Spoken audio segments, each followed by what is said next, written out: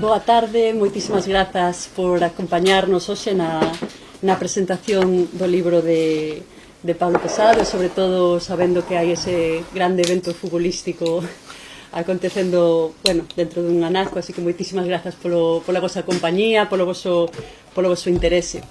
Eu, como responsable da colección de ensaio crítico galego do Instituto Clara Corbelle de Estudos Críticos Galegos, que publicamos en parcería coa editorial Laio Vento, teño o prazer de presentar hoxe o segundo libro desta colección. A nosa idea é publicar un ao ano, máis nada, para tamén, dese xeito, bueno, medirmos as nosas forzas. Como digo, o libro do Pablo Pesado é a segunda entrega desta colección. Eu tive o privilexio de ler un primeiro rascuño deste libro, que era ben máis longo, era unha tese doutoral dunhas 300 páxinas. Entón, hai que este libro é un traballo inxente de escrita e de pensamento, mas tamén é un traballo de recortar, non? Que é tamén un traballo intelectual arduo e duro moitas veces. Trátase, ao meu ver, dun libro especialmente relevante para todas aquelas persoas que estamos interesadas na hermenéutica política da cultura, é dicir, nas relacións entre literatura, cinema, imaginarios culturais e dinámicas de poder. O libro de Pablo participa de cheo neste eido, centrándose nun imaginario cultural sobre a Galiza, un imaginario particular do que imos a falar hoxe. Cantas veces temos visto ou escoitado esa ecuación entre a Galiza e unha terra de maxia, unha terra de fantasía, como se na Galiza a fantasía simplemente brotase da terra, non? Como se o extraordinario fose aquí unha condición natural, ancestral, inevitable. Mais que acontece ou que pasaría se esa idea tan seductora, de certo, non fose unha herdanza milenaria, senón unha construción cultural moi precisa, situada no tempo, mediada por intereses concretos e profundamente política. A partir desta pregunta incómoda, arrinca Depósitos de ancestralidade, o libro que presentamos hoxe. Neste ensaio, Pablo Pesado propón unha viaxe de deconstrución histórica que nos obriga a mirar doutro xeito o chamado realismo máxico galego. Lonxe de asumilo ou modificalo como unha esencia propia, o libro móstranos como este modelo foi importado, reinterpretado e funcionalizado dentro do sistema literario español nun contexto moi específico. Por unha banda, a ansiedade que provocou o boom latinoamericano nos anos 60 e a necesidade urxente dentro do sistema cultural español daquela altura de atopar ou de dar cun 100 años de soledad propio. E por outra banda, a ansiedade provocada asemade pola modernización política do galeguismo na altura dos 60 tamén e arredor da tese autodeterminista e anticolonial para Galiza. O concepto central que articula o libro é o que xa aparece formulado desde o título, como podedes ver, o concepto de depósitos de ancestralidade. Esta idea enténdese no libro de Pablo como un mecanismo polo cal unha cultura subalterna, neste caso a galega, é convertida nun reservorio da diferenza, nunha mina de exotismo, se queredes, dispoñible para funcións mercantilistas, extractivas e políticas particulares. Desde aí, o libro analiza con precisión como a Galiza foi construída como un outro interno, primitivo e idealizado. Ao adentrarse, ademais, con pormenor na década dos 80, o ensaio do Pablo mostra como o imaginario do realismo máxico galego se converteu nun modelo hexemónico de narrativa galega durante a primeira etapa do período autonómico, en sintonía con un determinado proxecto político e cultural do que se chamaba España das Autonomías ou a chamada Nación de Nacións, ou o que hoxe en día se presenta como a España diversa, coas súas correspondentes linguaxes culturais e literarias. porque a vixencia de depósitos de ancestralidade creemos que, ou eu persoalmente creo, que se fai evidente aínda hoxe en día e se miramos o noso redor. No momento contemporáneo estamos asistindo a unha nova proliferación de imaginarios máxicos, tanto na literatura como no cinema, tanto en obras galegas como tamén en relatos sobre a Galiza que se producen dende fora. E atopamos moitas veces como unha especie de estética, de gramática moi recoñecible, moi similar todo o tempo, non? A irrupción do sobrenatural ou do misterioso xa pois nas primeiras páxinas de certas obras ou nas primeiras escenas, as representacións primitivistas de poboacións rurais galegas, por exemplo, como se estivesen fora da historia, etc. E por veces tamén unha capa de relectura feminista de certos valores ou narrativas sociais, o tempo que desaparece prácticamente calquera trazo explícito de conflicto nacional. Unha Galiza máxica, en definitiva, turística e pacificada. A lectura que propón Pablo Pesado obríganos así a preguntarnos se unha parte significativa da produción cultural galega non acabou por fundirse completamente cos imaginarios exóxenos do realismo máxico galego que este libro analiza. Destaco o termo exóxeno para referirmos ao imaginario do realismo máxico galego, porque unha das hipóteses centrais do libro de Pablo é que este imaginario se construiu nunha especie de relación dialéctica entre instancias galegas e españolas ou estatais. A hipótese que se desenvolve en libros como o de Manuel Forcadela, que nos acompaña hoxe tamén, A mecánica da maxia, ficción e ideoloxía en Álvaro Cunqueiro, é diferente, é unha hipótese diferente a respecto do realismo máxico galego, e por iso nos pareceu que a conversa entre ambos tería especial valor. Antes de dar paso a súa conversa, permitídeme entón que diga unhas breves palabras sobre eles dous. Pablo Pesado é doutor en Estudos de Literatura e de Cultura pola Universidade de Santiago de Compostela, é autor do ensaio que celebramos hoxe, mais tamén da novela Gastrolación, publicada por Boadicea no 2023. E ademais tamén destacar que desenvolve un importantísimo labor editorial e intelectual como responsable de publicacións do Instituto Clara Corbelle de Estudos Críticos Galegos, nomeadamente a nosa revista monográfica anual. Temos tamén o privilexio de contar hoxe para conducir o diálogo co autor con Manuel Forcadela, profesor da Facultade de Filoloxía da Universidade de Vigo, escritor, poeta e un dos máis importantes especialistas en estudos literarios galegos. Entre as súas obras de ensaio destacan títulos imprescindíveis como Dama Saudade, O Cabaleiro Sombra, A Árbore de Kant ou moi especialmente para o libro que hoxe presentamos, como dixen antes, A mecánica da maxia, ficción e ideoloxía en Álvaro Cunqueiro. Un traballo fundamental para o propio estudo desenvolvido por Pablo Pesado, e por eso queremos agradecerlle moi sinceramente que aceptase o noso convite para acompañarnos hoxe e conducir esta conversa.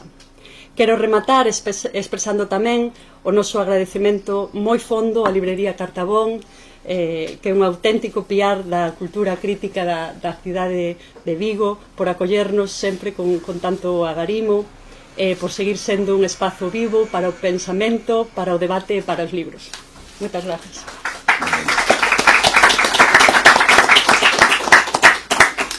Moi ben, boa tarde e noite. Vos serán en primeiro lugar, bueno, o meu agradecemento obviamente a Elena e a Pablo polo seu convite para estar aquí, por suposto a todos vostedes por estaren aquí, obviamente tamén a librería Cartabón. A mí o que me gustaría facer neste acto non é tanto un discurso máis ou menos monologal meu alrededor deste libro, que, en fin, podería facelo, poderíamos ler pois, todo o que teño aquí escrito e cumprir co requisito, non? Pero realmente o que me interesaba era establecer un diálogo, porque non só Pablo, sino tamén Elena, creo que son persoas intelectualmente moi dotadas, coas que realmente humildemente podo aprender moito. Entón, justamente creo que deste contraste de pareceres non estamos de acordo en todo, hai moitas cousas que habría que matizar, que en fin, que darlle unha volta, tanto desde a miña perspectiva como creo que a deles tamén. Entón, o que cabería sería facer unha especie de diálogo no que, máis ou menos, para empezar, para ir collendo un poquinho de axilidade no discurso, na locución, e a partir de aí logo xa iremos entrando en debate, por suposto, coa participación do público que pode tamén optar por facer preguntas ou expresar, se é o caso, a súa opinión ao respecto. A min interesaríame moito traballar sobre unha idea. A idea, eu lendo o libro entendo que hai unha vontade de definir o que desde o punto de vista de Bakhtin ou de Kristeva se podría chamar un ideoloxema. É dicir, como se construe esa especie de fantasía que sería o realismo máxico, e como iso de alguna maneira chega a ser unha fantasía que pretende nun momento dado abranxer, diríamos, a totalidade da esencia, palabra que poñemos aquí entre aspas, porque logo haberá que falar moito disto, de Galicia. Entón, eu creo que aquí este ideoloxema estaría de alguma maneira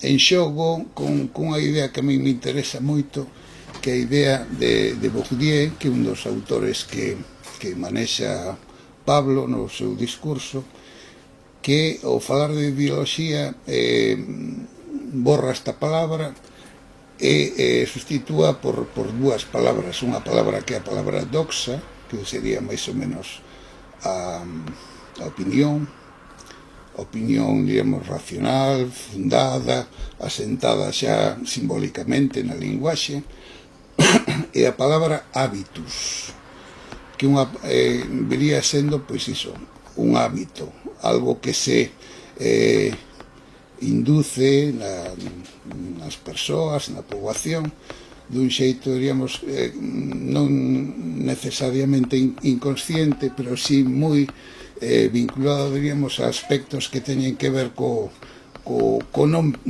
pensar. Entón, a partir dese hábito, ocorreuseme seguramente unha expresión que pode ser máis ou menos afortunada, que sería, máis que usar a deconstrucción, que xa está unha palabra moi manida, usar a palabra habitar a fantasía e deshabitar a fantasía, non? É dicir, de que maneira esta fantasía que se nos ofrece, que é unha fantasía obviamente construída histórica e culturalmente, é unha fantasía habitada, e na medida en que é habitada tamén é unha fantasía que podría ser deshabitada.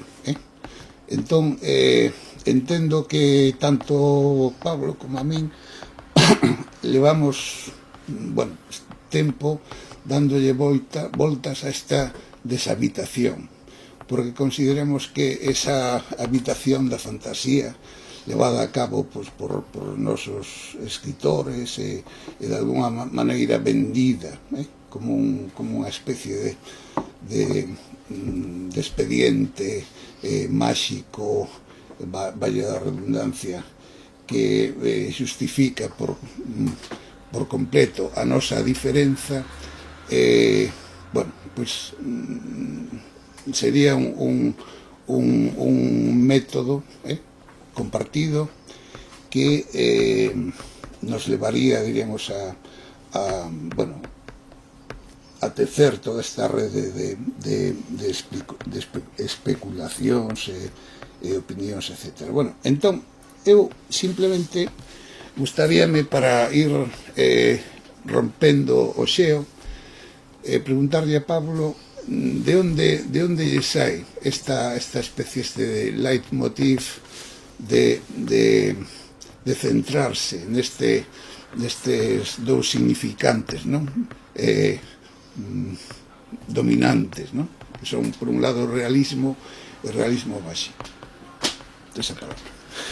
Obrigado, Manuel. Quero comezar tamén, antes de entrar no debate, pois tamén agradecendo, como as compañeras de mesa, a vosa asistencia, especialmente tendo que competir cun evento deportivo tan importante, a Cardabón por nos acoller, e especialmente, de novo, Manuel, por algo que vou comentar a continuación, e que é a resposta a súa pregunta, non? Porque se a pregunta é de onde sae esta idea de me centrar no realismo máxico, deshabitar a maxia do realismo, en gran medida foi lendo o teu libro, por reconstruir un pouco a escena fundacional que deu lugar a este libro, que inicialmente era unha tese de doutoramento, non?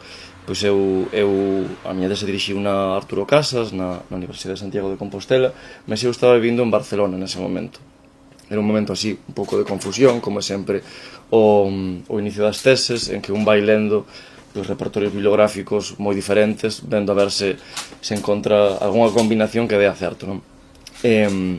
Esa combinación efectivamente deu cando lín a mecánica da maxia, ao mesmo tempo que estaba lendo tamén a Galiza un pouco sentimental, varios estudos sobre nacionalismo, algo de realismo máxico internacional tamén, e foi unha combinación de itinerarios bibliográficos que nese momento permitiu, bueno, que se articulase unha hipótese, non? Porque eu,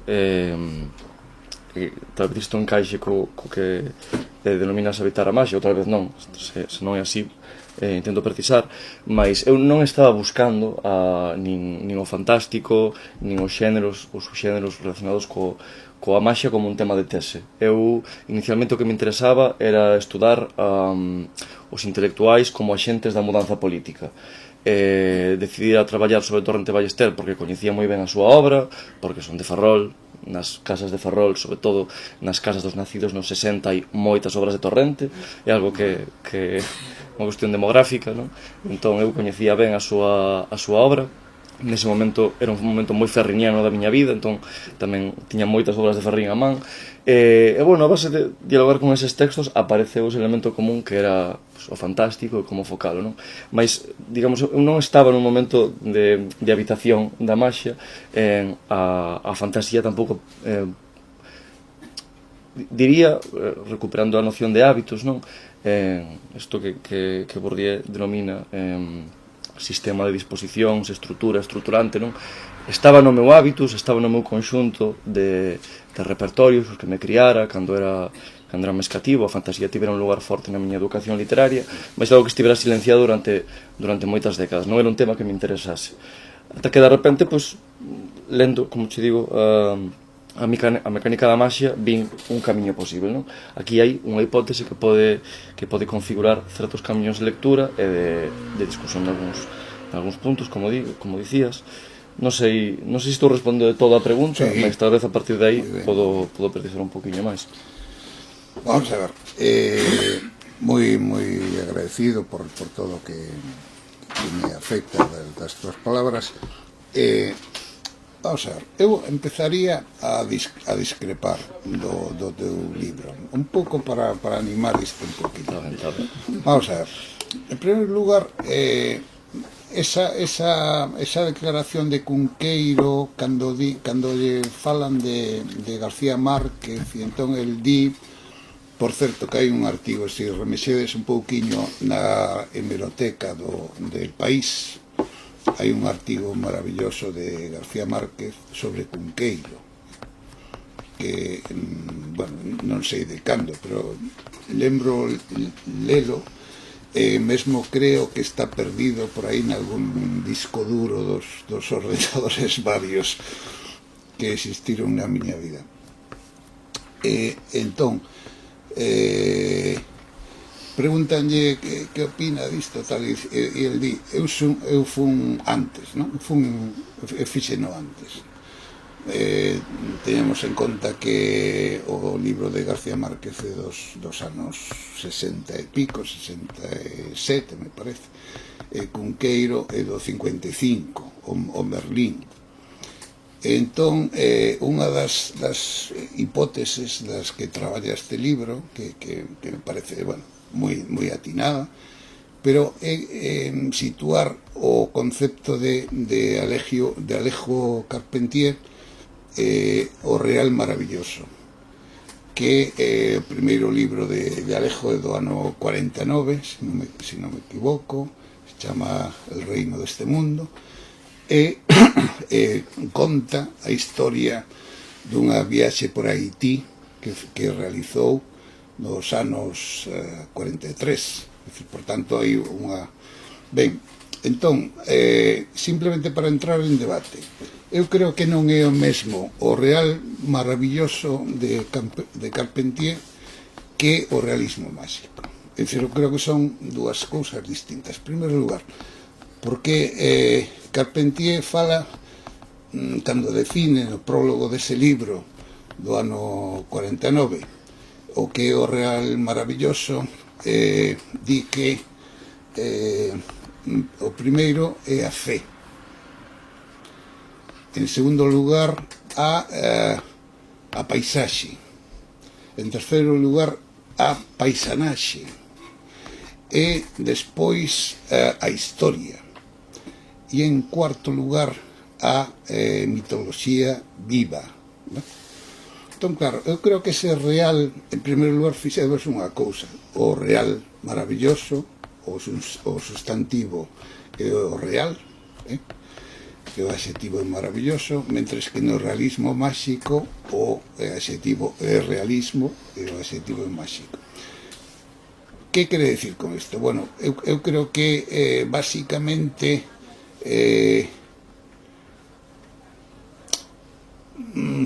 vamos a ver como podría expresar esta idea. Eu creo que basicamente o que distingue a ambos os dous, digamos, as dúas actitudes serían basicamente o feito de que Carpentier o que propón é, diríamos, unha como podría decirlo, unha lectura do real, un real que se articula a partir dun sentido provocado pola fe, mentres que no caso en o que ten lugar, para mí isto é fundamental, a historia, mentres que en Cunqueiro, desde o principio, o que vemos é justamente iso. Hai como unha especie de dimisión da historia. Non hai historia.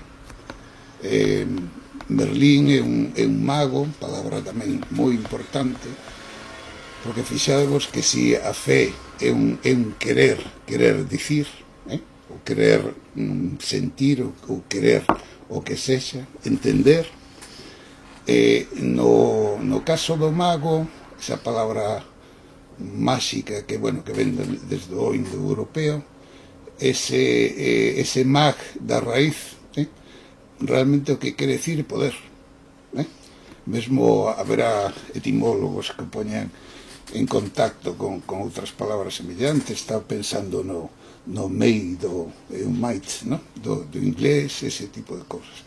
Entón, quero dicir, isto levado a unha análise así narratolóxica, sitúanos nun aspecto que a mí me parece fundamental, que creo que é a clave de todo este tinglado, que é a fusión do conflito entre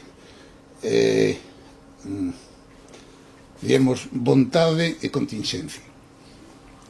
É dicir, o mago é aquel que converte a contingencia en vontade. É Explícome. Mentres que na fe o que operaría sería un milagre, é dicir, un engano, unha miraxe, que dirían os portugueses, que nos separaría directamente de que diríamos, sería un mirar sen ver, ¿no?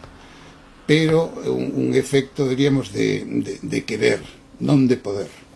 Entón, isto desde o punto de vista da narratoloxía, bueno, logo xa falaremos deste tema, pois é moi distinto, é dicir, porque digamos, o vector que une o suxeito co obxecto, que é un vector de querer, de desexo, é radicalmente distinto do vector que une o agresor do axudante, que si é un vector de poder, de conflito de poder, ¿no? Entón, eu creo que iso é moi significativo como lectura política, aplicada ao tempo político, porque, obviamente, este é unha das miñas teimas, o que está facendo Cunqueiro, dun xeito seguramente moi sutil, é artellar unha especie de vinganza contra o vivido e contra o tempo que lle tocou viver, que é basicamente a guerra e o fascismo, ¿no? Entón, ese xogo, desde a miña perspectiva, é determinante. Entón, bueno, cedo a palabra aquí ao autor, que é o que ten que falar. Eu, conforme estabas falando, non, dicías isto de imos entrar así en polémica, pero eu a verdade é que son unha persoa tan fácil de convencer que case nunca establezo polémica, non? Porque case sempre estou de acordo. É para animar un pouco. Sei, pero pensaba mentres falabas que iso, que no fondo coincido na maior parte do que dis, non? Por exemplo, na cuestión da diferenza entre o real maravilloso e o realismo máxico, ou seja, que entendamos o realismo máxico como especificamente o que surxiu na América Latina alrededor do boom, sexa que entendamos unha corrente internacional de que Cunqueiro faría parte. Eu non só estou de acordo en que non son o mesmo, senón que diría que incluso internamente é unha corrente inconsistente por completo, non? Se ti te pos a analizar as obras efectivamente de maneira, bueno, mediante instrumentos narratolóxicos, digamos, é moi difícil de sistematizar. Ese é o gran problema que encontrou a análise narratolóxica pura dese tipo de correntes, que intentaban facer un repertorio de características e a pouco que lías un libro máis xa non valían as características. E históricamente, conforme novos libros van sendo lidos como realismo máxico, hoxe en día especialmente, pois esas características non parecen chegar, non? Entón eu penso que esa inconsistencia é incluso case o máis característico do realismo máxico como tal, e que separa o realismo maravilloso da corrente, mas tamén as distintas vagas que se foron sumando, non? Entón eu é certo que tal vez o libro non foca tanto isto, porque é un aspecto metodolóxico que procurei que, bueno, ficase máis, digamos, detrás do pano de fondo, que non se visen esas costuras que nun traballo máis académico tes que ensinar, mas a miña idea era comprender o realismo máxico non como unha corrente, efectivamente, como un conxunto de características empregadas por unha serie de autorías, senón como un modelo de recepción que foi empregado, que estivo disponible para os distintos públicos que foron recibindo o realismo máxico, non? Como se entendeu en cada momento que era o realismo máxico. Entón, esa saída, entender por realismo máxico non aquilo que son as obras, senón o sentido común, a doxa, efectivamente, do realismo máxico en cada momento, permitíame contornar esas críticas que eu efectivamente vía, non? Era moi difícil ter un obxecto unificado, isto é o realismo máxico, e por iso preferín traballar coa visión xeral do realismo máxico. E isto é importante, por exemplo, para coñecer para comprender o que apuntas con toda a razón de que na lista de características que daba Carpentier no prólogo, pois a cuestión étnica, que é analizada con máis detemento no prólogo, pois é unha máis entre elas, non? pero a realidade é que a recepción pública, sobre todo a que lle chega a Carpentier cando se populariza xa varias décadas despois internacionalmente, sofoca a cuestión étnica. Nos artigos quer académicos, quer publicísticos nos distintos xornais sobre a súa obra, non se apunta a cuestión paisaxística, por exemplo, tampouco especialmente histórica, ainda que algo máis, senón a cuestión dos indígenas, non? Entón, o realismo máxico para min, o obxecto que eu quería tratar, é máis esa criatura que xorde cando as obras orixinais, que por certo tiñan unha polaridade política, é certo que exotista, mas tamén cun compromiso en moitos casos directamente marxista, todo iso esvaécese e quedamos cun obxecto popularizado, un sentido común, que circula, como parecer, como mercadorías, non? Entón eu penso que esta visión un pouco nominalista dos xéneros axuda, non sei se entender as propias obras, senón a entender a súa circulación, que é o que a mí me interesaba máis cando fixen o estudo. Entón, nese sentido, está a cuestión de como interpretar a Cunqueiro, non? Que é unha cuestión na que tal vez podería discordar, mas creo que me faltan elementos para poderlo facer directamente, porque sobre todo de Cunqueiro o que me interesou estudar era a imaxe que el construíu nas entrevistas, mais que as entrevistas tamén quixeron construir del, porque cando as lees moitas veces está moi claro que queren facer a entrevista, que queren facer as entrevistas del, e como el hai veces que se deixa, outras di non me gusta moito en que me estou convertendo, se un ve todas esas entrevistas ao longo do tempo, parece claro que cada vez está máis descontento co Cunqueiro público, non? Co Cunqueiro que se fixo especialmente desde a esfera pública estatal. Mas o certo é que ese Cunqueiro, que lendo as obras ten moitas máis arestas, cando un lee unha parte importante da produción crítica sobre el, é un Cunqueiro moi simplificado e moi dignificado.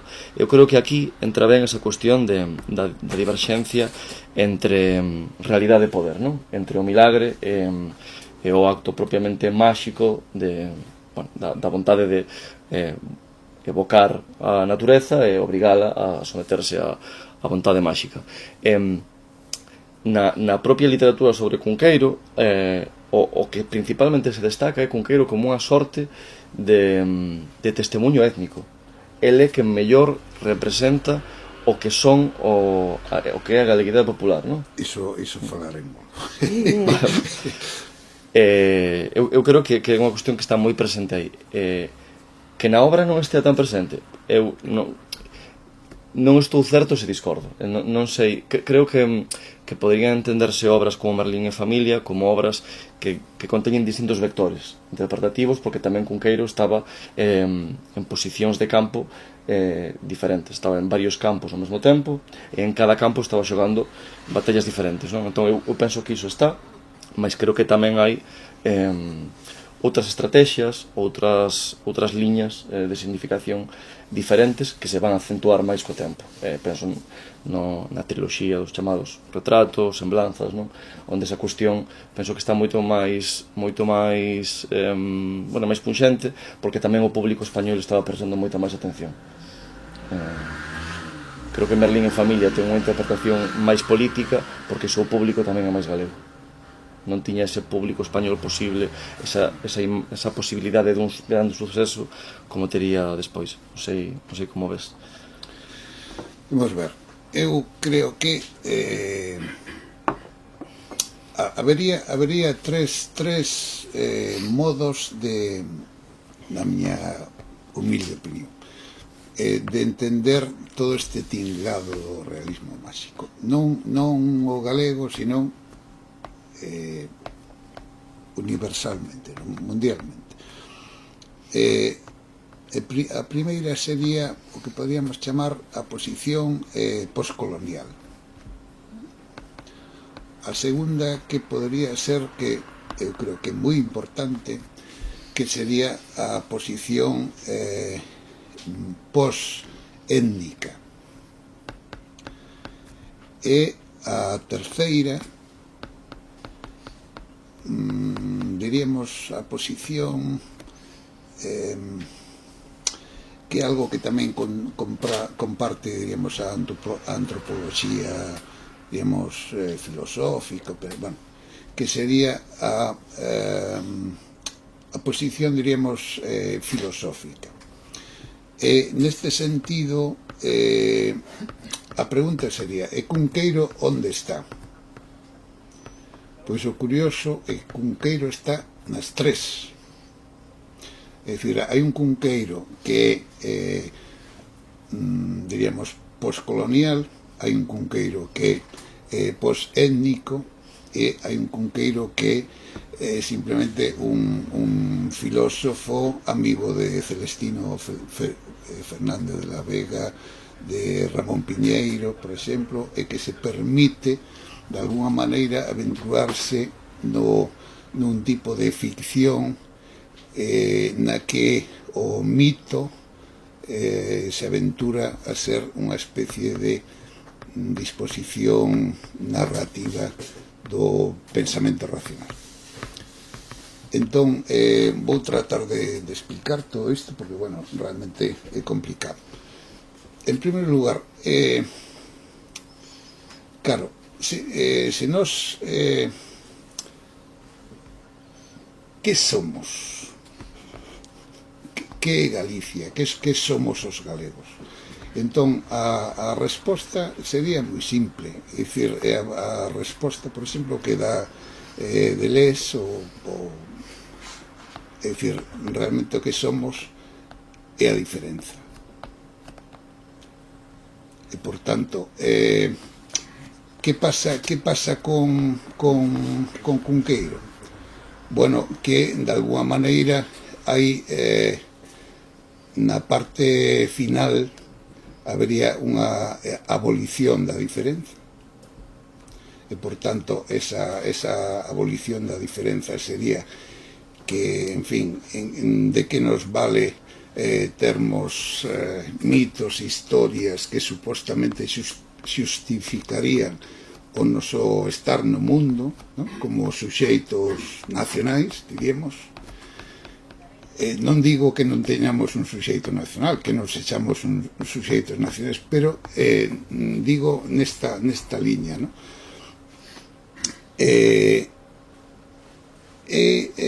Por tanto, diríamos que frente a iso, o segredo do humor, Celestino Fernández de la Vega, filosofía da saudade, Ramón Piñeiro. É dicir, que o que están dicindo este núcleo de intelectuais de Galaxia? Bueno, pois o que están dicindo é que están buscando desesperadamente unha xustificación trascendente do ser galego. A saudade, a retranca, que máis? A ironía, bueno, sí. O humor. Entón, que pasa? Que iso realmente funciona seguramente na busca que se percibe o principio de todo en Cunqueiro. Cando o Cunqueiro de 1947 emprende ese regreso ao galeguismo, recebe esa encomenda de Piñeiro no célebre artigo e trata de alguna maneira de acomodarse, de acomodar, diríamos, a súa ficción, o seu hábito de habitar a fantasía, non? Dese modelo, desa maneira. Pero eu creo que despois aparece xustamente o contrario. É dicir, hai un Cunqueiro que seguramente xa xoga humorísticamente cos mitos. E, de alguma maneira, este humor é unha especie de descrenza, non? Entón, bueno, este é un tema, eu non o teño resolto, pero simplemente o expoño aquí para que o sabio Pablo trate de encontrarlle un sentido. Pois a verdade é que aquí está case todo, non? Hai moitas cousas das que creo que podemos tirar para fora bastantes cousas. Claro, a min a posibilidade de entender desde Deleuze e desde a diferenza a nación pareceme unha idea moi potente, non? De feito, é unha idea que nos últimos tempos teño pensado bastante, pensar a nación como unha territorialización da resistencia que se codifica como unha diferenza. Entón, eu penso que esa é unha posibilidade que existe, que me parece moi inspiradora para pensar a nación hoxe en día. Eva Aldea chamas. Efectivamente, Eva Aldea ten o libro de 2012 sobre o realismo máxico, que é para mí do mellor que hai publicado sobre o tema. Claro, a cuestión coa diferenza é que é un concepto filosófico que permite agochar poderidades políticas moi diferentes que in situ, nos casos empíricos, é moi difícil diferenciar para que lado van, digamos, non? Entón, penso que isto, por exemplo, no caso do mito, é posible velo con bastante facilidade. Por un lado, temos o Cunqueiro, que está a traballar o mito como parte dun proxecto galeguista da resistencia, en que están tamén o Celestino Fernández, Que ven da xeración nos. que ven de xeración nos, que está evidentemente en risco toda esa tradición que ti chamas modelo romántico, que penso que é un concepto moi eficaz para ver ese tronco, e claramente iso está aí, non? Unha forma de intentar levar a cabo un discurso intelectual e filosófico serio nun contexto enormemente desfavorecedor. Mais ao mesmo tempo, e creo que isto xustifica o ollar comparativo que hai neste libro, intentar ver este tipo de fenómenos sempre en paralelo con outras unidades próximas, é que tamén en relación á recuperación do mito están todos os grandes proxectos fascistas de proxecto de literatura nacional, non?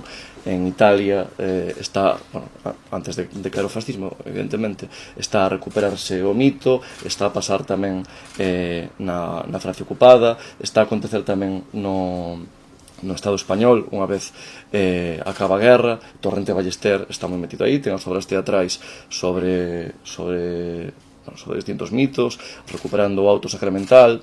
Entón, penso que cando pensamos en Cunqueiro como fabulador de mitos, non? Aí estánse conxuntando, por un lado, unha tradición galeguista moi forte que nese momento é resistencial, é unha forma de diferenza resistencial, e ao mesmo tempo unha sintonía con outros autores próximos en algún momento ao fascismo, que ven na recuperación das grandes figuras tanto das Mil e unha noites no caso de Cunqueiro, pero tamén do ciclo troiano, mas tamén da mitoloxía grecolatina, non? Tamén acontece co celtismo, efectivamente, unha posibilidade de recuperar un pasado glorioso co que construir unha literatura que se opoña a ese modernismo internacional que é vicioso, que é intelectualista, non? Hai que volver ao mito que é entendido polas clases populares, mas ao mesmo tempo é intelectual, non? O libro que ten Risco, creo que nos 60, sobre que poderíamos chamar mitocrítica, non? Que é un libro impresionante, ainda que ninguén se lembra del, pois penso que ese lugar dá para ver como a diferenza, e o mito tamén, de paso, é un lugar en que se agochan proxectos políticos moi diferentes que decantan en función das circunstancias próximas, non? Entón, de aí que eu insistise en prestar atención a como está sendo recibido iso, non? Porque Cunqueiro, en particular, é unha persoa moi receptiva ao seu contexto.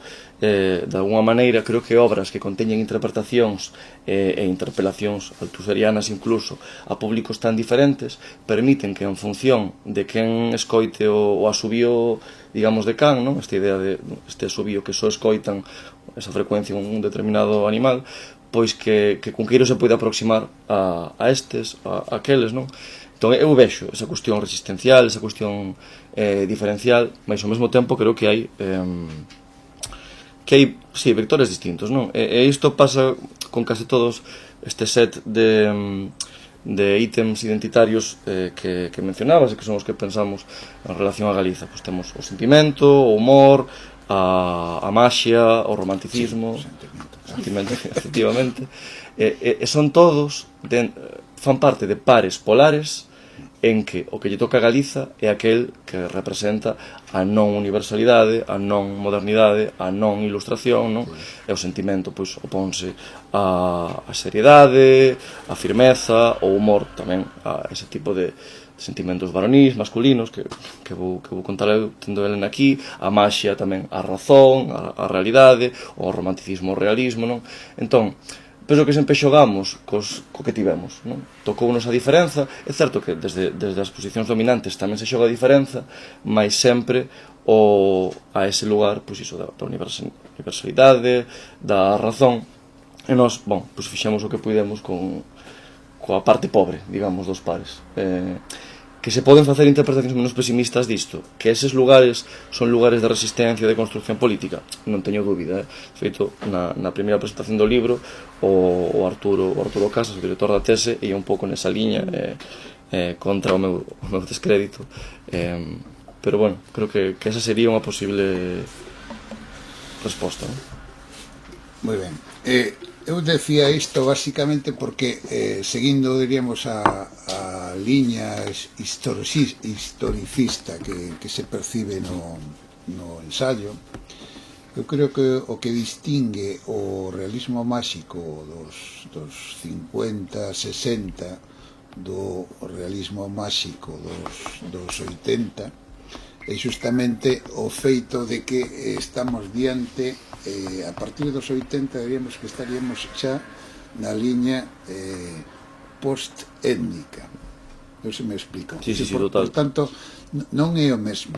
É dicir, non é o mesmo andar a procura dunha literaturalización do mito popular que logo xa, diremos, ser divino e entón xogar cos mitos e cos magos e coas maxias o meu xeito, non?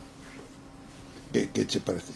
Claro, o sea, sí, estou completamente de acordo. De feito, eu penso que unha das formas máis interesantes de ler a trayectoria do realismo máxico, maravilloso, todo ese repertorio, ese conxunto de repertorios que se produciu realmente xa desde antes, xa desde o século XIX, porque poderíamos velo como unha derivación da literatura fantástica do XIX.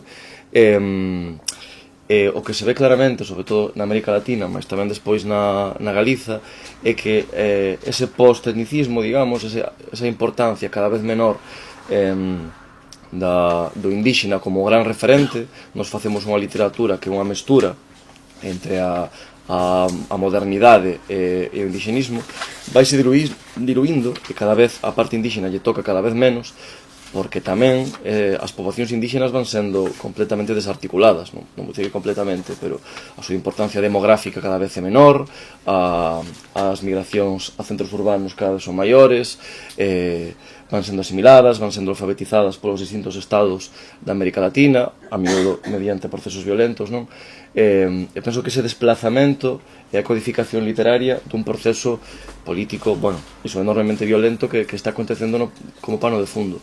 E creo que a Galiza se explica por un proceso semellante. Non sei se ves isto, bueno, como ves, porque dá a impresión que, sobre todo nos textos de Piñeiro, de toda esa elite galeguista de Galaxia, hai unha percepción, non sei se unha percepción, pero desde logo nos usos lingüísticos que van facendo nos seus textos máis teóricos, máis de autodefinición identitaria, vese como se vai pasando dunha autoasunción de dar por feito que galegos somos todos, porque todos no fondo somos rurais, a galegos somos aqueles que conservamos, non? Sí. Que conservamos as bellas maneiras de imaginar, non? Esa idea de conservación é sinal, bueno, pois da perda do que había. Se hai que conservar é que se perdeu esa homoxeneidade, non? Entón, ver a evolución destas tendencias literarias na Galiza, tamén ver a asunción con tristeza dunha elite galeguista que pensaba que a Galiza debía ser aquilo, o que acontecía nas aldeas, digamos, o que modernizado,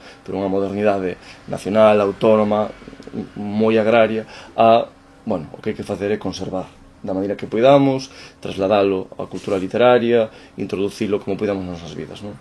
Iso, penso que no material onde se explica ese posetnicismo, é unha reacción a unha realidade que non poden parar. Moi ben, imos ver. hai outra cousa que a mí me interesa fundamentalmente, que é o conflicto entre identidade e alteridade. Porque nós estamos nunha tradición, e o realismo máxico de alguma maneira sería un exemplo disto, na que sempre que se trata de chegar á raíz da raíz, aparece o outro. Voume explicar. Bueno, estou citando, por suposto, a Lacan, estou citando a Rimbaud, non? Je suis l'autre, non? Eu son o outro, ben. Pero é que acontece con Pondal. Pondal, cando se pon estupendo, é oceánico. Cabanillas, cando se pon estupendo, vaise a Gales a coller a espada en fin, o rei Artur ven dormir morrer a illa de Sálvora, non? Pero sempre está Cunqueiro, obviamente, fálanos do celta armoricán, é dicir, por tanto, isto é un asunto moi curioso. Eu creo que realmente somos o outro, sempre, é inevitable, somos seres gregarios que non adquirimos a nosa identidade sin unha alteridade, iso é evidente. Pero dubido que isto estivese moito na cabeza de Piñeiro, por exemplo, cando escribe a filosofía da saudade, porque ele aí sí que trata de encontrar un sentimento galaico-portugués que asente a nosa forma de estar no mundo, non? E que construa, diríamos, desde a raíz ese suxeito nacional. Entón, bueno, ese é o tema. Tamén pode, por favor, intervir Elena. Vouche fazer unha confesión en relación a todo isto, que é que cando lín o teu libro pela primeira vez eu era moi pouco lacaniano, estaba nun momento anti-lacaniano, anti-psicanálise, entón era unha parte que non conseguía ver de todo. Agora estou nun momento moi lacaniano da miña vida, estou completamente lacaniano, entón como que me entra moito mellor, estou moi disposto a velo neses termos tamén. Estou disposto a velo neses termos a través dunha mediación que non é moi lacaniana, que é blog. Porque non te referías a él, pero forman parte dun mesmo ambiente de época. Sí, entón é inevitable que completamente. De feito, blog con quen comeza polemizando no principio Esperanza é con Freud e con Jung, non? Ao final está aí ese debate de, bueno, en gran medida, de como apuntabas antes, de como entender os mitos, non? E de como entender as formas de imaginación humana. Entón, eu penso que blog pode mediar aí, tamén porque como blog nunca coñeceu a Lacan, bueno, non sei se coincidiron temporalmente, non estou certo, mas pois non é esa oposición directa, non?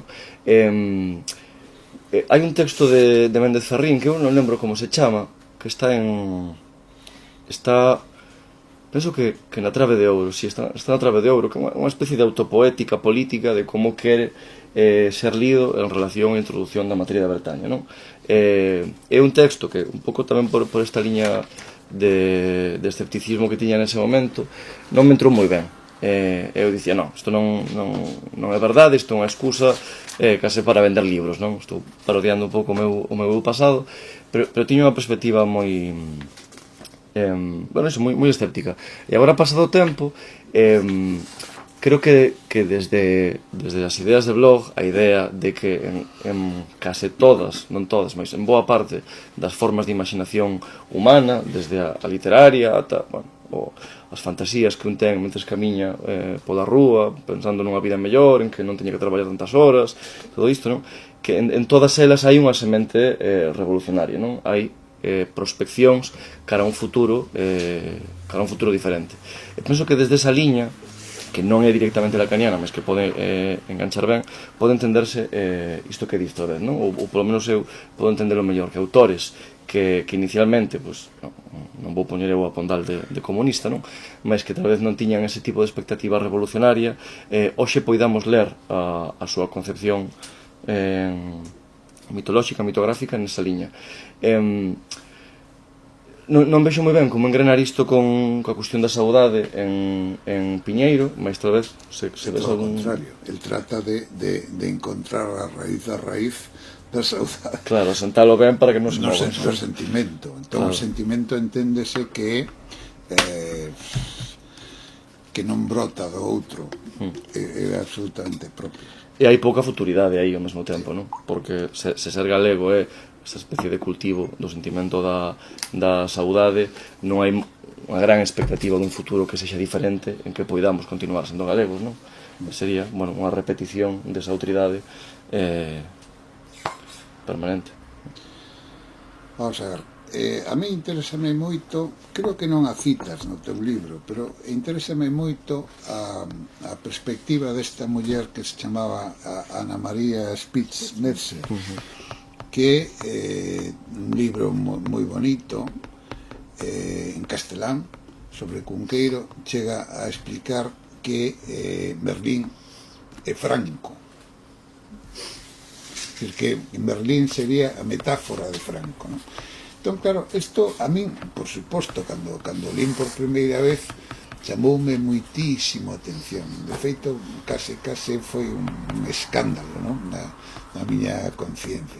Pero logo, dándolle voltas, tratei de encontrarle certo sentido, non? O que ela dicía. Por certo que non sei, supoño que morrería. Coñecina persoalmente hai 30, 40 anos, e non volvín saber nunca máis dela.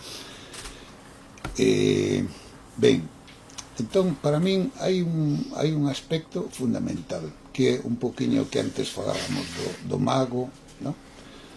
O mago como o poderoso, e, sobre todo, a abolición dese conflito fundamental, que xa non é un conflito, diríamos, meramente literario, se queredes, narratolóxico, sino que realmente un conflito ontolóxico, non? Que entre o feito e o acontecemento. É dicir, entendamos por feito aquilo que se produce como resultado dunha acción que se produce como resultado dunha vontade, e un acontecemento como aquilo que sucede azarosamente, non? Entón, realmente a maxia xustamente é unha especie de poética do acontecemento, non? É dicir, de repente eu estou aquí, prodúcese un acontecemento, non? Ben, pero que pasa se ese acontecemento é inducido por unha vontade? Entón, diríamos que esa oposición dilúese, desaparece. E eu creo que esa é a clave de todo este tinglado. Entón, a clave deste tinglado, que significa? Que Cunqueiro está escribindo sempre dun xeito alegórico, dunha metáfora continuada, na que de repente Pontiví Mondoñedo, a Revolución Francesa e a Guerra Civil, a Santa Compaña e a falanxe que o ven de ter, que o leva non sei onde, e ele obviamente é o Sochantre, non? O poeta que canta, non? Polo baixo. Entón, eu creo que esta perspectiva é realmente moi interesante. A perspectiva de que Cunqueiro, de alguma maneira, fusiona tres cousas. En primeiro lugar, o realismo máxico. Non hai dúbida. Ben, a novela de compromiso. Diredes, como é posible que digas isto? Pois sí, o Sochantre é unha novela radicalmente de denuncia do fascismo. E xustamente se alemos nesta liña alegórica continuada, de acordo? Porque lo que nos está contando é que en 1936 foi detido pola Falanxe e lle dixeron, mira, se queres seguir vivo, vente con nosco, que temos aí un xornaliño en Santa Marta de Ortigueira para que o dirixas, non? E logo foi pasando, foi a San Sebastián e acabou facendo as editoriais, Manolo, do ABC nos anos 40, que non che digo nada. E logo resulta que o pillaron coa man na caixa e tivo que vir para Galicia de novo, que é cando empeza a escribir, diríamos, a narrativa en galego, non? Por tanto, este carácter... Bueno, e logo outra cousa fundamental, falaba do Cunqueiro, do realismo máxico, o Cunqueiro, diríamos, de denuncia, e, obviamente, eu diría, o Cunqueiro existencialista. É dicir, co cal, curiosamente, nunha única persoa, nun único autor, de repente é como se fose un diamante que reflexa múltiples perspectivas, non? Bueno, non sei que opinades disto. Estoume deixando levar así pola... Falando desta interpretación alegórica en que, de Ana María Schmidt-Metzer, en que Cunqueiro podría ser Franco, pensaba inmediatamente... No, Cunqueiro non, Merlín, perdón. Pensaba inmediatamente na obra de Begoña Camaño, non? Que, por exemplo, que, bueno, este ano tocou Melela porque son profesor de ensino secundario de galego, foi lectura obrigatoria, e a versión, a maneira en que... De Circe, estás falando? Non, de Morgana. De Morgana, sí, de Morgana en Esmelle. A maneira en que Begoña Camaño reconceptúa Merlín, ou sobre todo o Merlín pre-Miranda, sí. Esa liña, non? Aquel que está disposto a facer o que sexa por unha convicción moral que en gran medida é terrorífica, non? Entón, penso que, eu non sei se Begoña Camaño tiña en mente esta interpretación, máis o feito de que a súa lectura levase para ese lugar, penso que é unha boa proba hermenéutica de que algo diso hai. Claro, a cuestión de a palabra compromiso custame máis, teño que recoñecercho, porque eu asocio o compromiso a posibilidade dun castigo, digamos, na escrita, non no comportamento, diríamos, diario, pero na escrita. E que penso xusto na obra de outro autor que está tamén moi presente neste libro, que é Torrente Ballester, que ten esta obra, a ver se me xodades co título, porque son terrorífico, o golpe de estado de Guadalupe Limón, que é unha novela que alegoriza, non é moi boa, debo dicir, non é unha novela de moita calidade, mas é unha novela alegórica en que bueno, alegorízase o uso de Primo de Rivera unha vez xa morto como unha sorte de caudillo fantasmal, mellor morto que vivo molestaba, claro. Entón, Cunqueiro no Torrente, unha vez xa feita a transición, sempre se leu a si mesmo como un autor comprometido na época. Eu publiquei esta obra en que criticaba os abusos do franquismo. Entón, eu creo que non ler esa obra tamén como compromiso é excesivo, e con Cunqueiro pasan un pouco máis aínda. O cal eu non estou en desacordo en que sexa lexível políticamente. Alegoría continuada. Alegóricamente... A ficción alegórica e o mito alegórico, que tamén o manexa constantemente. É que eu penso que iso desde blog pode apañarse bastante ben, de novo, porque estou lendo blog, entón estou moi obsesionado con blog, estou todo o día con blog. E unha cousa que di moi interesante é que a nosa percepción contemporánea da alegoría está deformada en relación a cales eran os seus usos contemporáneos cando era unha das grandes modalidades significativas, non? El dicía que a idea de que a alegoría debía comprenderse de maneira clara, que é unha modernez, digamos, non? Que pedirlle unha chave, unha alegoría con chave clara, que iso non estaba presente para os receptores originais da alegoría, que a realidade da alegoría é a súa percepción confusa. Hai un sentido, ese sentido percíbese pero hai un misterio tamén, non?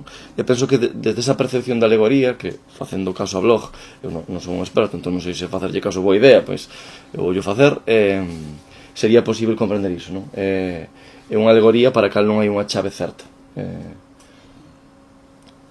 Sí, estou de acordo contigo. O que pasa que eu creo que Cunqueiro, xustamente na medida en que vai primeiro, vai camiño, empeza tratando de entender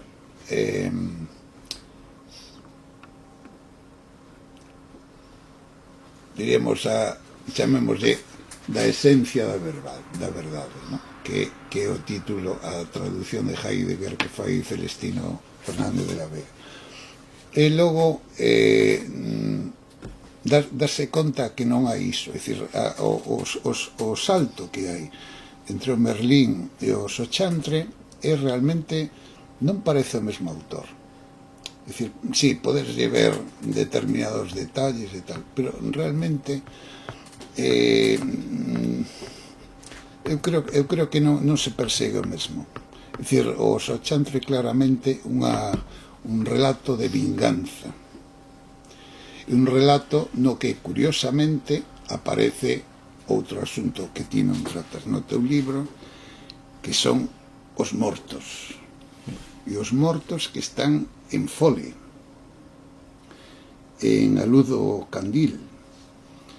É dicir, por tanto, os mortos aparecen aí, e eses mortos obviamente son os mortos de unha poboación que sufrira unha guerra na que houbera moitísima xente asesinada e morta en xeral, non? Entón, esa santa compaña que pervive, que son mortos vivos, que é xente que aínda non acabou de vivir, non? Iso é moi importante. Entón, eu creo que a partir de aí, en fin, desde o meu punto de vista non é indubidable que Cunqueiro está escribindo sempre en clave alegórica, e en esa alegoría forma parte, diríamos, tamén a súa perspectiva do mito. El sabe que o mito é outra cousa, é un relato que oculta un saber, diríamos, racional, baixo a forma dunha historieta máis ou menos asequible, bueno, asumible, non, polo lector normal. Entón, eu creo que esa perspectiva é central. E iso que o leva, diremos, na parte, bueno, non sei se decir final ou non, a entender o mito xa como unha especie de quebra-cabezas filosófico, se queredes, non? É dicir, que debaixo desa historia, baixo da historia de Circe, pois non está Circe, está quen é Ulises, pois obviamente Begoña Camaño vai nos decir que Ulises é outra cousa, e Penélope tamén, é dicir, entón, iso está en Cunqueiro tamén. Por iso eu falaba desas tres Cunqueiros que realmente aparecen fundidos, non? É dicir, que nós falamos dun único Cunqueiro, realmente Cunqueiro é unha chea de cousas, non? Non sei que opinas. No, así para fechar un pouco, unindo tamén co que pensaba de Begoña Camaño, se queredes podemos agora debater un pouquiño, aproveitando este tema de como interesa as letras galegas, non? Eu penso que a perspectiva que máis fácil me resulta de entender iso é a obra de Cunqueiro como un conxunto de potencialidades que despois son actualizadas en distintas autorías, non? E aí, igual que Begoña Camaño é quen actualiza esa lectura do Merlín, poderíamos pensar que a Bretaña Esmeraldina, que era unha das obras que trataba na investigación original, é quen actualiza esas potencialidades da crónica dos Ochantre, non? Porque é onde se vai recuperar todo ese imaginario. Pontiví aparece constantemente, a Pumariña de Pontiví en concreto reaparece, a nostalgia pola Bretaña, a Bretaña como lugar alegórico que significa Galiza e que por iso debe ser liberada, non? Entón, creo que esa maneira de entender o político máis como significado da obra, como a posibilidade de abrir un legado que leve a obra do autor cara a certos lugares, creo que podría ser unha maneira de conciliar as posturas aí. Non sei... Si lle damos a palabra... Damos a palabra.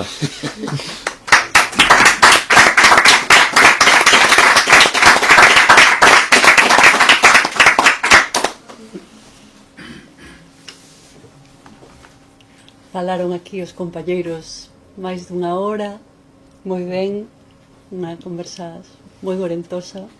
Non sei se tedes algunha pregunta, curiosidade, comentario. A min resultoume interesante algo que dixo en algún momento Pablo, cando falaba, bueno, e saliu tamén noutros momentos, non? A cuestión do mito como algo que se pode decantar para distintos lugares, non? E eu creo que houve unha época, sobre todo de entreguerras, onde eso pairaba un pouco no ambiente, non? Estaba por un lado os pensadores da Revolución Conservadora Alemana, pero despois se pensamos en xente como Benjamin, como Mariátegui, xente que ven do marxismo, incluso Gramsci, aínda que non tanto polo mito, pero bueno, sí, porque de pronto empezou a ter en conta o papel do ideolóxico, do cultural, como unha forza política a ter en conta. Aí se ve que de alguma maneira todo ese ambiente estaba impregnando tanto para a dereita como para a esquerda, non? Eu creo que eso tamén se ve na xeración nós, como esa decantación do mito pode ter o sesgo de Risco frente ao sesgo de Castelao, onde se une ao mito unha vontade de acción. A vontade de acción tamén estaba no fascismo como vontade de acción, non? O que quero dicir é o manexo do mito en Cunqueiro, e se partimos da hipótese de que en boa medida iso tivo un longo percorrido en Galicia, pois a través sobre todo de Galaxia e en xeral como se acabou desenvolvendo aquí a autonomía e o sistema cultural que levou iso. Se ese recorrido ao mito xa non é tanto unha autorización ideolóxica como posideolóxica, non posideolóxica porque tamén é ideolóxica, pero xa nun tempo onde a ideoloxía non implicaba unha acción, non? O fascismo implicaba unha acción, o marxismo implicaba unha acción, o mito se usaba para a acción. Nunha época posideolóxica e, polo tanto, conformista, o mito que busca non é a acción, senón a parálise, o estático. E esta liña, digamos, que condicionou moito a cultura galega e que, bueno, se pode rastrexar ao mellor unha orixe en Cunqueiro, eso vos sabedes mellor que a min que o tedes máis estudado, non? Pero, bueno, si se podería soster esta idea de ir ao mito non como algo que potencia a acción, non como mobilizador, sino como maneira de que todo permanece igual. Eu creo que na política cultural do que foi o fraguismo, en certa forma, era iso, o mito como tranquilidade, como Galicia é o lugar onde nunca pasa nada. Sí, eu estou completamente de acordo nesa comprensión contemporánea do mito, non? Penso que quen ten moito que dicir aí é González Millán nos artigos que ten sobre os procesos de patrimonialización, que é unha palabra que me custa moitísimo. Ten tamén García Canquilini cousas interesantes que de feito están aquí citadas. E o que ven dicir González Millán, simplificando moitísimo, non? É que non, unha vez comeza a transición, hai un proceso de construción rápida de mitos, de patrimonios, que non son o mesmo, mas penso que neste caso poden funcionar ben, e sobre todo unha operación que vai comezar desde que o PP chega ao poder, de construir patrimonios completamente reificados, que se apropien incluso de figuras propias do adversario, Castelao é a figura máis clara, de tal maneira que queden ali pechadas como símbolos identitarios da Galiza, mas como ao mesmo tempo sexan xa irreivindicáveis, non? E penso que parte do fraguismo se entende moi ben así. Hai, aínda a día de hoxe, unha certa nostalgia do fraguismo como daquelas polo menos, non? Fraga polo menos. Eu penso que iso, o que fixo Fraga foi facer un traballo moi rápido de fixación de inventarios que eran necesarios, de tal maneira que cando calquera outro tipo de outros axentes pudesen chegar ao poder ou instancias de planificación cultural, xa non houbese posibilidade de mover eses mitos, non? Xa non levan acción porque están completamente fixados no chan, non? Penso que iría por aí. Teñen outras posibilidades os mitos a día de hoxe? Bueno, eu son escéptico, pero de maneira intuitiva, case. Unha certa desconfianza. Cando falabas, pensaba no proxecto este de Bogdanov, a idea de construir un deus para a Unión Soviética que fose alternativo á deidade dos protestantes, non? Unha especie de deus comunista. Bueno, hai proxectos por aí históricos que me parecen moi apaixonantes nese sentido, mas para min predomina a cautela, non?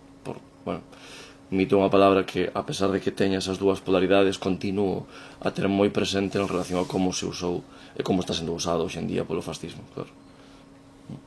Alguna pregunta ou comentario máis? Non?